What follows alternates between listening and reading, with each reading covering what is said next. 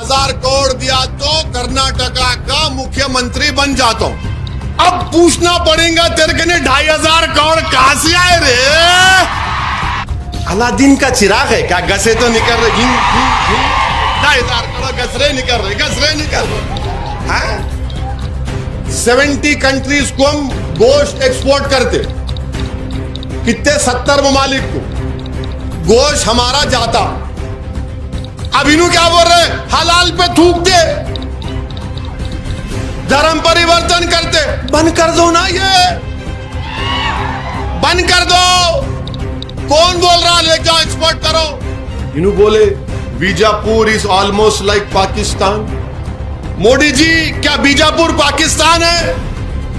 आपका आदमी बोल रहा है it is almost like Pakistan. No, it is India and it will always be India. Bijapur will be in India only. Bijapur is the heart of Karnataka. Bijapur is the history of Karnataka. Bijapur के ये गुंबदें बीजापुर और कर्नाटका की खूबसूरती को दिखाती हैं, आदिल शाह की, निजाम शाह की और बेमनी बादशाहों की। अब मैं यहां पर हमारे भारत के प्रधानमंत्री से ये पूछना चाहता हूं कि आपका यहां का एमएलए ये कह रहा है कि यहां के बीजेपी के एमएलए बोले, प्रेस का स्टेटमेंट है, मैं 2500 करोड़ दिया तो कर्नाटका का मुख्यमंत्री बन जाता हूं। बोले ना, बोले बोले, डर के नहीं बोलना, बोले नहीं बोले। अब पूछना पड़ेगा तेरे के 2500 करोड़ कहां से आए रे? 2500 करोड़ तेरे को कौन दिया? कहां से आए?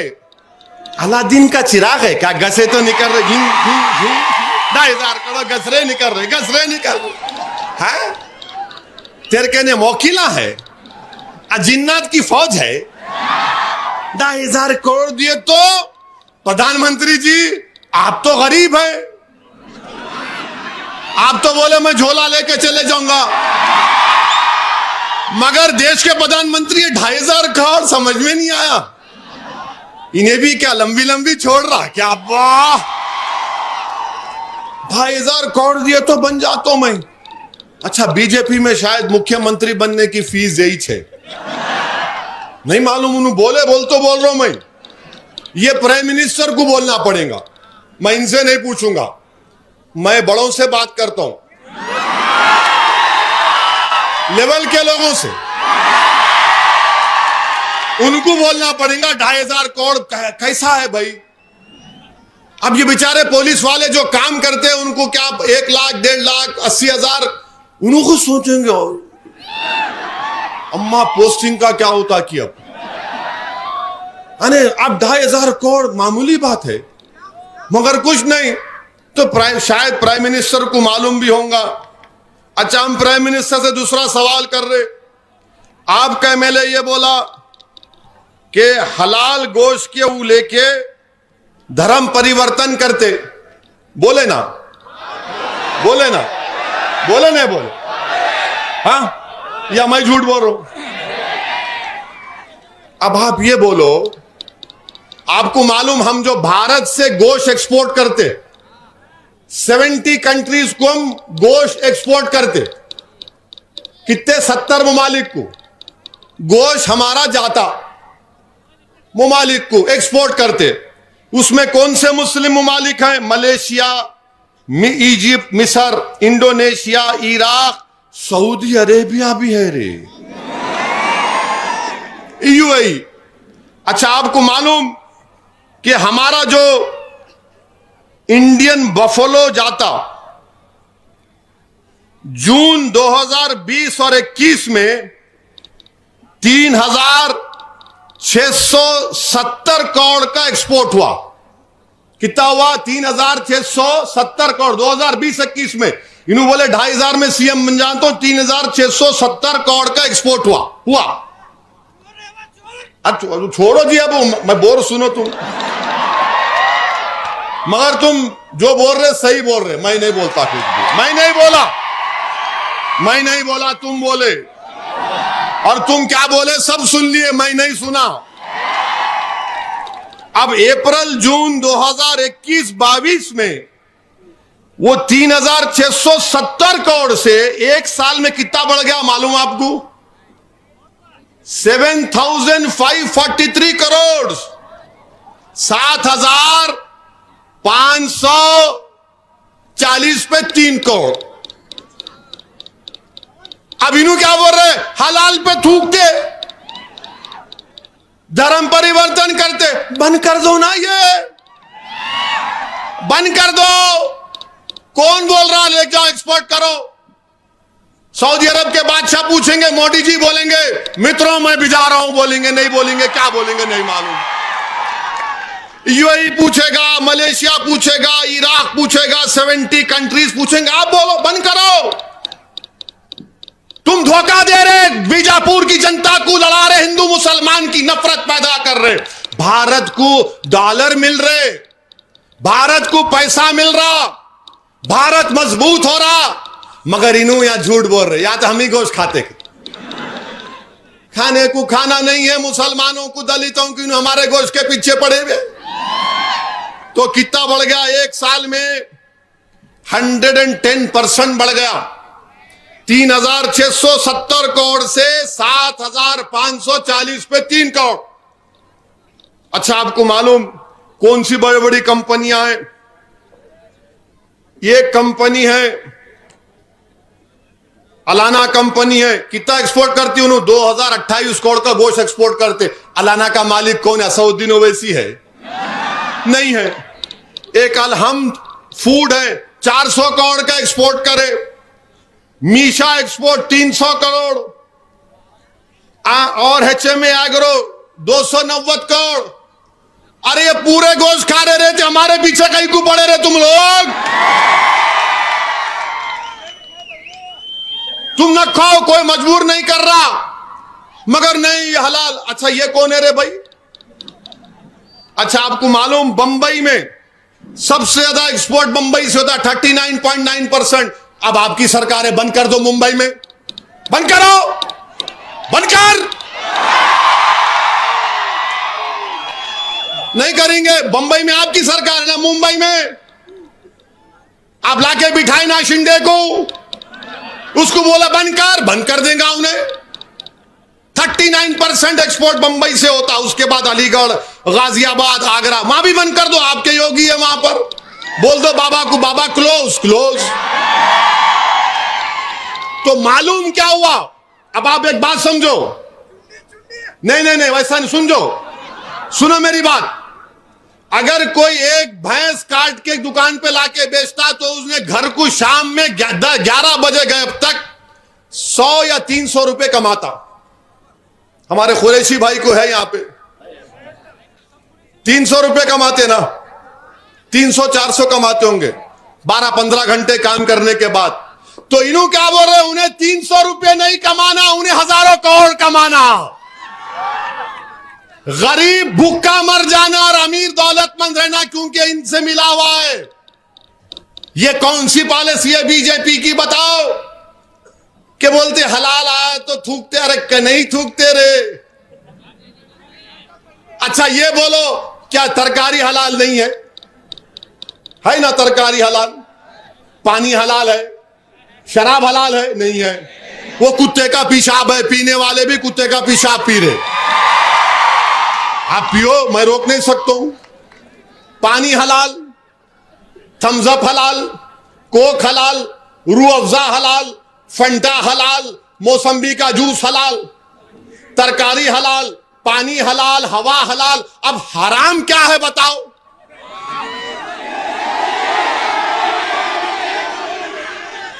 तो मालूम हुआ कि गोश्त खाना इन बोरे बंद कर देना, क्योंकि गरीब भूखा मर जाना और ये पूरे एक्सपोर्टर्स जिंदा रहना। हम मर जाना, उन्हें जिंदा नहीं बल्कि अय्याशी करना अपने पैसों से। अब ये बताओ, कर्नाटका की बात हम कर रहे हैं, मैं मीडिया में देखा, ये मीडिया वाले जिम्मेदार, इन पे केस बुक करना, ये कैमरा वाले, उन्होंने ये बताए कि बोम्मई सरकार 40% पे काम करती। देखे ना मीडिया में आप, देखे नहीं देखे, देखे नहीं देखे, 40% पे डर डर रहे कहीं को जी। हमको कुछ मिला ही नहीं, 1% भी नहीं मिला हमारे को, उनको ही मिल रहा सब। अंदर बैठ के खम्बाम में पूरे नंगे बोलते ना, वैसा हाल है। 40%। तो करप्शन लेना हलाल है या हराम है? बीजेपी वालों बता दो हमको। अब आप, करप्शन हलाल है या हराम है? 40% आप ले रहे। हमारा बेचारा एक गोश्त की दुकान पे 14 घंटे काम करता, कट कट कट कट बेचता, बेचारा उसके पीछे पड़ गया। अब आप ये बताइए। और फिर अब आप और एक बात इन्हों बोल रहे कि नहीं, हाँ इन्हों और एक बात बोले। भाई मोदी जी से पूछना चाह रहा हूं, मोदी जी क्या बीजापुर पाकिस्तान है? तुम आपसे नहीं है, उनसे, दिल्ली के बादशाह से पूछ रहा हूं। इन्हों बोले Bijapur is almost like Pakistan है। ये भारत का अटूट हिस्सा है बाबू, और सुबह कयामत तक रहेगा। मोदी जी आप बोलो ये भारत का हिस्सा है या नहीं है? बोलो मोदी जी। आपका आदमी बोल रहा है it is almost like Pakistan. No, it is India and it will always be India. Bijapur will be in India only. Bijapur is the heart of Karnataka. Bijapur is the history of Karnataka. Bijapur के ये गुंबदें बीजापुर और कर्नाटका की खूबसूरती को दिखाती हैं, आदिल शाह की, निजाम शाह की और बैमनी बादशाहों की। अब आप बताइए मोदी जी, ये कैसा आदमी आपका बोल रहा हमको? इसको सिखाना पड़ेगा। उन्होंने सिखा, हम नहीं सिखा सकते। फिर मोदी जी आप बोलिए, आप देश के प्रधानमंत्री, आप बोलते हैं सबका साथ, सबका विकास, सबका विश्वास। इनका एक वीडियो निकला, इसमें नु बोले कि मैं मुसलमानों का काम ही नहीं करता। बोले नहीं बोले? बोले नहीं बोले? अच्छा, इससे पहले ऐसा कोई बोले इनको? इससे पहले मैं जो बोल रहा हूं ऐसा कोई बोले खुलेआम? क्यों नहीं बोले? क्यों नहीं बोले? कई को नहीं बोले? मिले हुए है जी, औले जौले है दोनों अंदर से, समझे ना?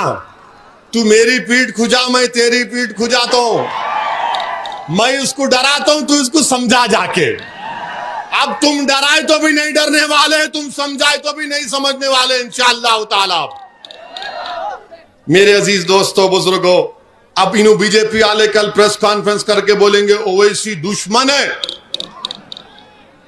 मेरे कॉन्स्टिट्यूंसी में लाल दरवाजा है, वहां पे लाल दरवाजे की मंदिर है, और मंदिर के पुजारियों को, उस पुरानी मंदिर को मेरे ख्याल से 4 या 5 करोड़, 3.5 करोड़ रुपये मजलिस की नुमाइंदगी पे दिलाए। कौन दिलाए मालूम आपको? अकबरुद्दीन ओवैसी। अकबरुद्दीन ओवैसी जाके चीफ मिनिस्टर को बोले, चीफ मिनिस्टर साहब ये मंदिर को पैसे दो।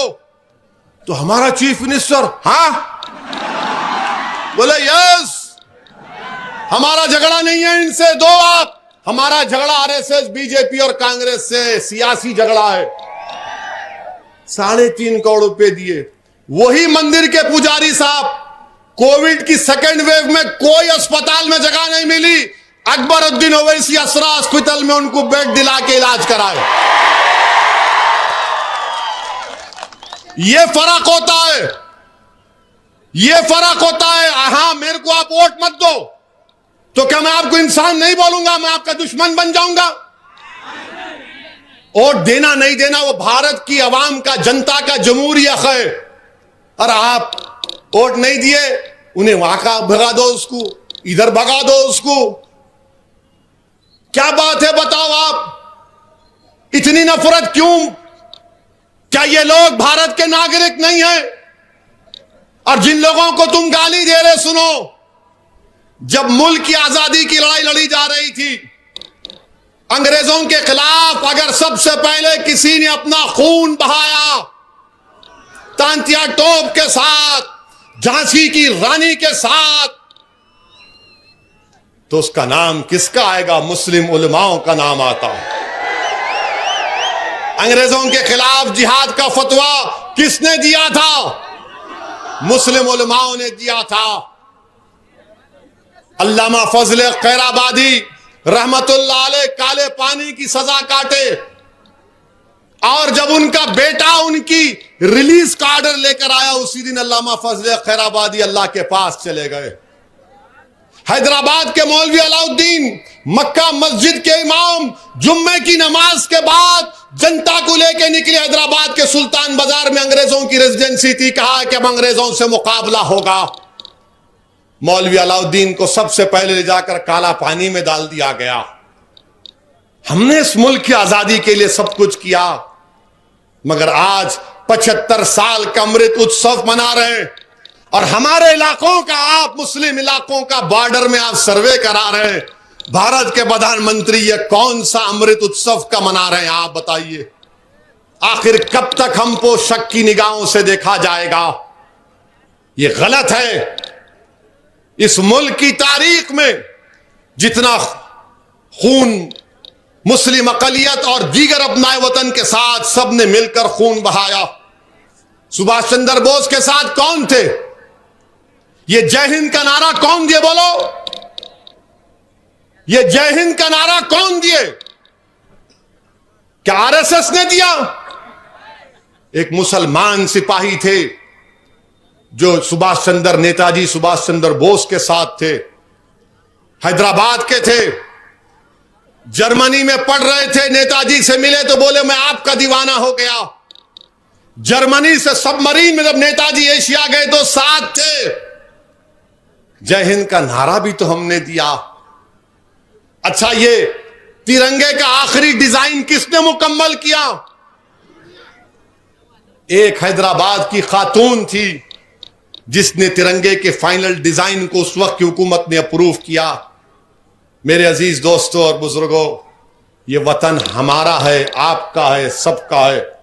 इस वतन का कोई मजहब नहीं है।